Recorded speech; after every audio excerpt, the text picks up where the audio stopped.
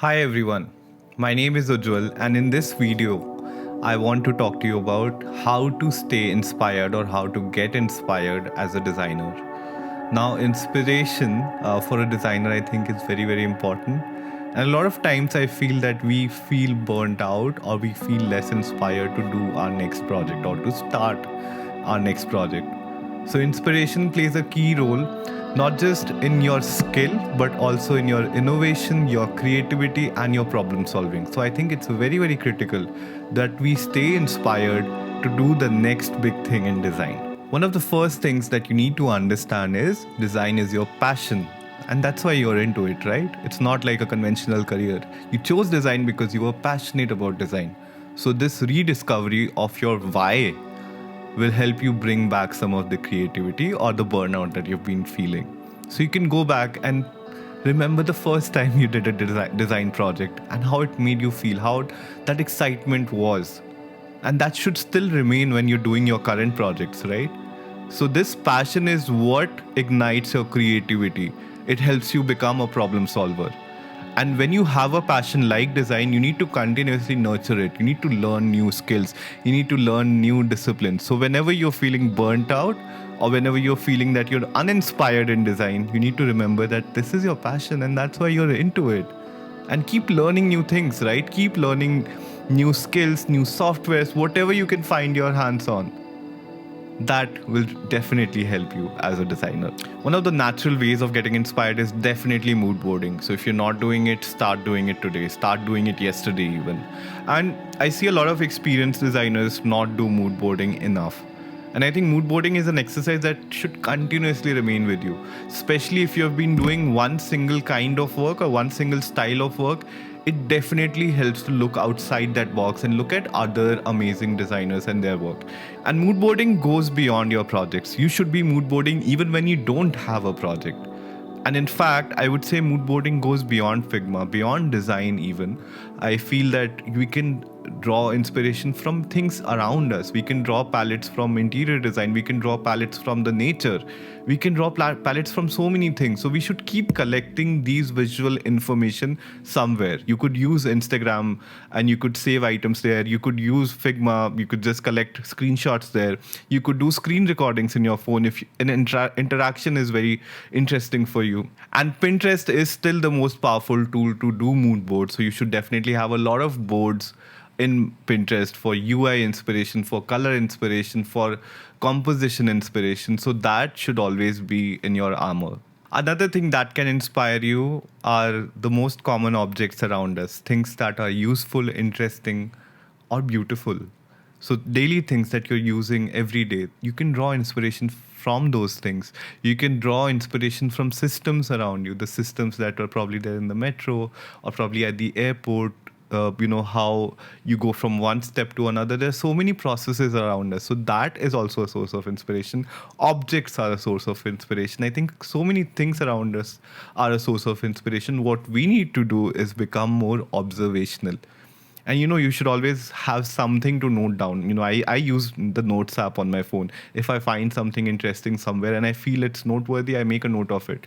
As a designer, I think you should stay very close to any form of art, because essentially some of the work that we do are derived from art.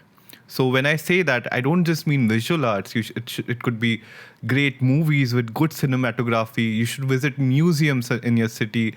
You should, probably go to art galleries or art installations and observe what you see and how that art makes you feel. Also observe the techniques that are being used to create that art form.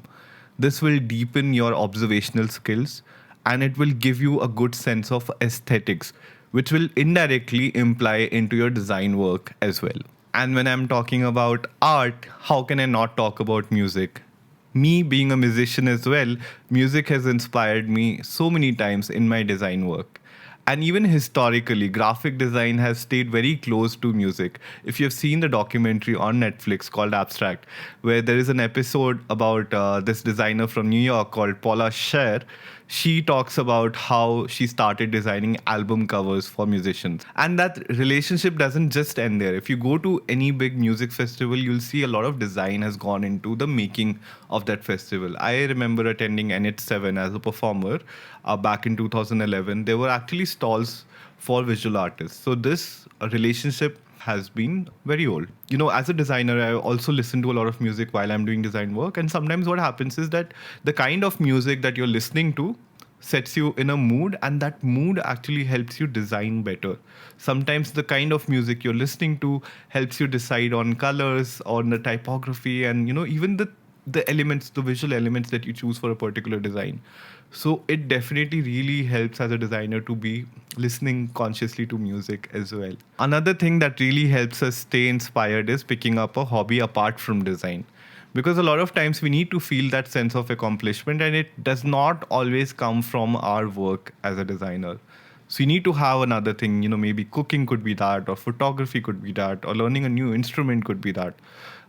For me, at least, because I've been playing music for such a long time, a lot of times when I don't feel inspired as a designer, I go and do my music stuff, and vice versa. When I'm feeling less inspired as a musician, I come back and do my design work. So having these two different things have always helped me. And you can also have a separate hobby apart from design, because you need those feelings. You need, different buckets for inspiration. So if you have that, that really helps you come back to design. And there's definitely an overflow of inspiration between two or multiple things. One more thing that you can do is deconstruct the designs that you really like. It could be your work or it could be somebody else's work. The designs that really make you feel that this is awesome or this is amazing. Look at that screen. Figure out what kind of fonts they've used, what kind of colors they've used, what kind of compositions they've used, what kind of structures they've used, and maybe recreate it with a slight change or your own flavor to it. These exercises really help you stay inspired or get inspiration from a completely new source. Traveling is an inspiration for so many people doing so many things. So of course for designers, it's another source of inspiration. And when I say traveling, it doesn't mean you going 500 kilometers or 1,000 kilometers away or to a different country altogether. You can travel within your city, right? You can travel within your city. You can in fact find out events in your city that you can attend, or you can go to some historical places in your city. Look at architecture. Get inspired by beautiful things around you. That's the same theme that I've been talking about. So of course you can go to places where there has been good architecture, where when there have been some details, or you can go to a busy marketplace, for example, and see what systems are working there. How are those businesses running? What kind of systems they're working on? And of course, when you travel to a different city altogether, there is also an opportunity to immerse in different cultures. So these experiences are what going to make you a good observer and expand your mind overall. So this expansion is what you're going to come back and bring back to your design. So overall creativity and being inspired is always going to be a challenge, and there will always be a time where you feel this burnout happening within your career, whatever stage of career that you may be at. So it's always good to take a step back and maybe do some of these things. I'm going to challenge myself to do some of these things for myself as well. So that's it for this video, guys, and I hope you got something out of it. If you did, and if you haven't subscribed to this channel, subscribe to it right away. Like this video and comment about your experiences of inspiration, so that it inspires somebody else who is probably watching this video. And I hope you have a good time. Thank you and have a nice day.